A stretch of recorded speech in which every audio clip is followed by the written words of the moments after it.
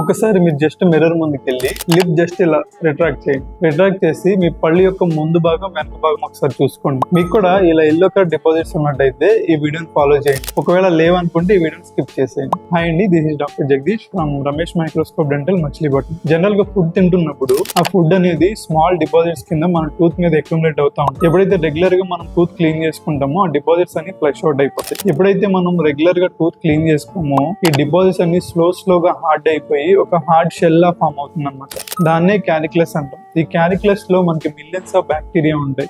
ఈ బ్యాక్టీరియా ఏం చేస్తాయంటే ఆ చిగురు చుట్టూతో ఉన్న హెల్తీ స్ట్రక్చర్ అంతా తినేసి ఆ చిగురు అనేది లూజ్ అయిపోయేటట్టు చేస్తుంది. అప్పుడు ఆ చిగురులోంచి ఆ ఇన్ఫెక్షన్ అంతా లోపలికి వెళ్ళి చుట్టూతో ఉన్న సరౌండింగ్ ఎముక మొత్తం తినేస్తూ ఉంటుంది. ఇలా తినడం వల్ల మన టూత్ యొక్క సపోర్ట్ సిస్టమ్ అంటారు. టూత్ యొక్క సపోర్ట్ సిస్టమ్ అంటే పెరిడాన్షియం అంటారు. ఈ సపోర్ట్ సిస్టమ్ అనేది వీక్ అయిపోవడం వల్ల మనకి టూత్ అనేది మొబైల్ అవడం స్టార్ట్ అవుతుంది. సో జనరల్ గా ఇలాంటి సిచ్యువేషన్ లో మీరు బ్రష్ చేసుకుంటున్నప్పుడు బ్లీడింగ్ రావడం కానీ, ఎదురువాటితో మాట్లాడుతున్నప్పుడు దుర్వాసన రావడం కానీ జరుగుతూ ఉంటుంది. మీరు ఎంత హార్డ్ గా బ్రష్ చేసినా ఆ క్యాలిక్యులస్ అనేది పోదు. సో దీనికి సొల్యూషన్ ఏంటంటే డెంటిస్ట్ దగ్గరికి వెళ్ళి ప్రొఫెషనల్ డెంటల్ స్కేలింగ్ అని చేస్తారు. ఈ స్కేలింగ్ చేయడం వల్ల హార్డ్ డిపాజిట్స్ అన్ని పోతాయి. సో ఫర్దర్ గా ఎవ్రీ 6 months ఈ విధంగా మీరు చేయించుకున్నట్లయితే మీ గమ్స్ అనేది చాలా హెల్తీగా ఉంటుంది. ఇన్ఫర్మేషన్ మీకు యూజ్ఫుల్ అయితే ఫాలో చేయండి.